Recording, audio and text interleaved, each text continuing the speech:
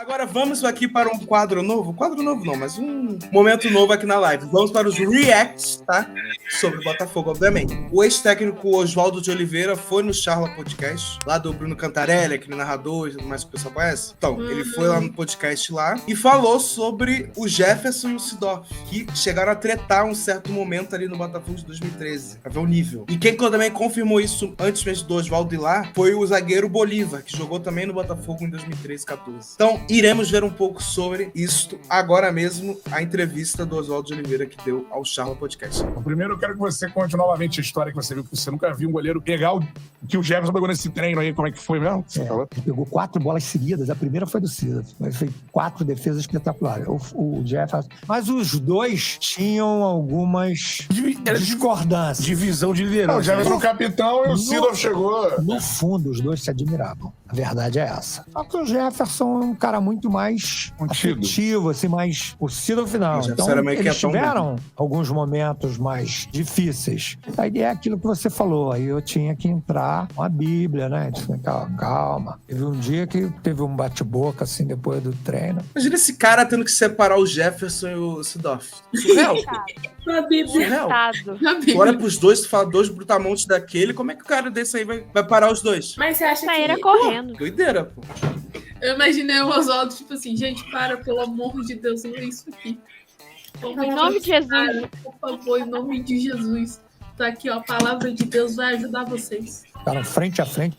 Eu vim e fiquei entre os dois. Assim, eu olhava para um, esse falava, eu olhava para esse. Esse falava, eu olhava para esse.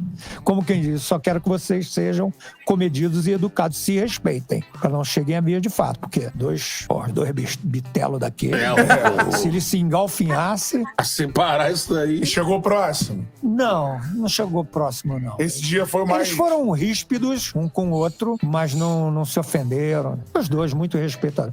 O Jefferson, quem conhece, né? Você é um gentleman, né? Tá maluco, uma pessoa espetacular. O Cida da sua parte também. Só que o Cida, ele cobrava muito. Ele tinha umas coisas muito fortes. Na mídia era dito que o Cida achava que a liderança do Jefferson era muito branda, né? Ele entendia que o Jefferson, como capitão...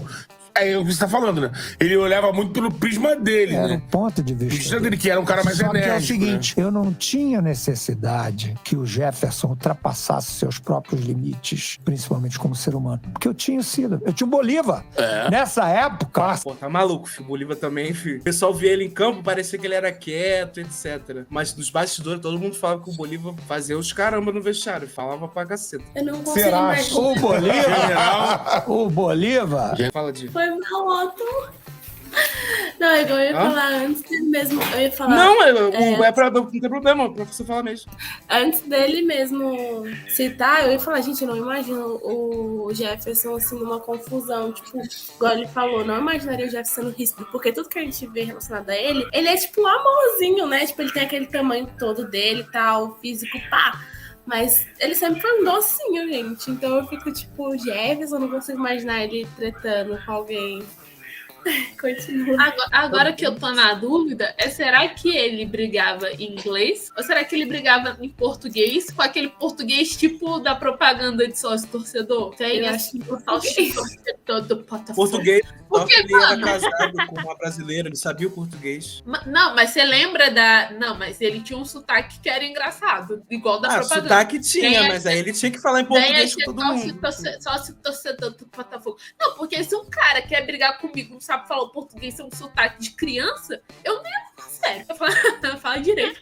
Não, mas na hora que o sangue tá quente ali pra discutir, acho que tu nem percebe o sotaque do cara, tu fica tão... Não, mas aí é que tá, você tem que perceber, porque você pode usar isso a seu favor. E aí você desmoraliza o mano. Mas foi o que o Oswaldo acabou de falar, o Jefferson era um gentleman, né? Ele não ia usar essas coisas assim. Pois faltou, pois faltou. Pra falar assim, vai lá, aqui toma um dicionário Aurélio aí pra aprender a falar.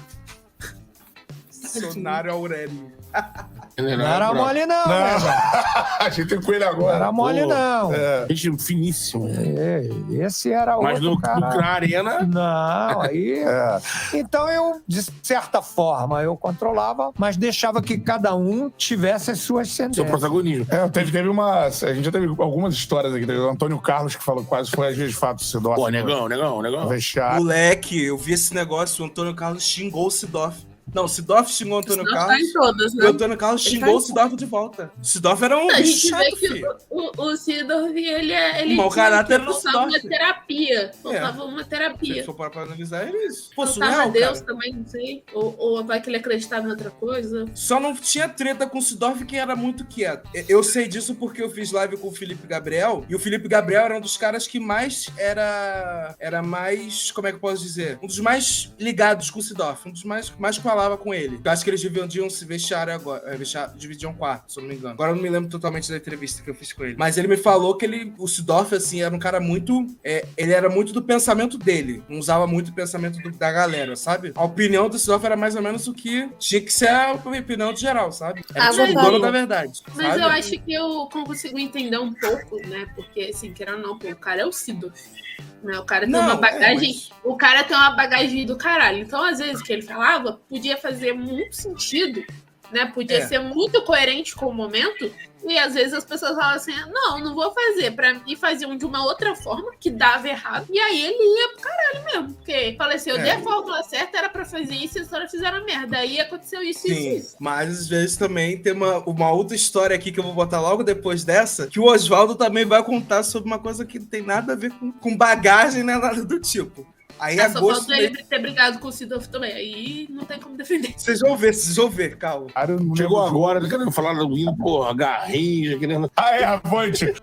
O Sidorf queria trocar o hino no Botafogo. Pô, doideira, né? Sidorf querer trocar o hino é doideira pra mim, desculpa. Pô, o hino tem mais de 100 e poucos anos. Aí, porque o Sidorf chegou lá, um time que já teve Garrincha, Newton Santos de Caramba 4, e o Sidorf querer chegar lá pra mudar o hino é brincadeira, né? Pelo amor de Deus, todo respeito à carreira, mas, pô, pelo amor de Deus, uma luta da cabeça.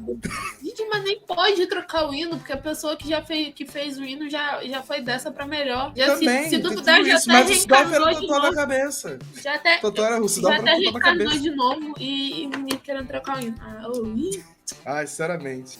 Foi essa história. Não, ele falou umas coisas, né? Que o escudo tava assim, a gente pisava no escudo. Aí ele, não pode pisar no escudo. Mas realmente não pode perder, pisar no tinha que escudo. trocar. Não pode perder, não pode falar em perder no hino. Outro, cara. Mas o hino fala que não... Garrincha, Mas aí você tá querendo mexer. Sai tirando essa gorda toda. O que ficava era muito bonito, muito bem intencionado. Muito profissional. Olha que durou uma temporada. Não, foram 1 e meia. 1h30, né? 1h30. E ele saiu porque nós saímos, né?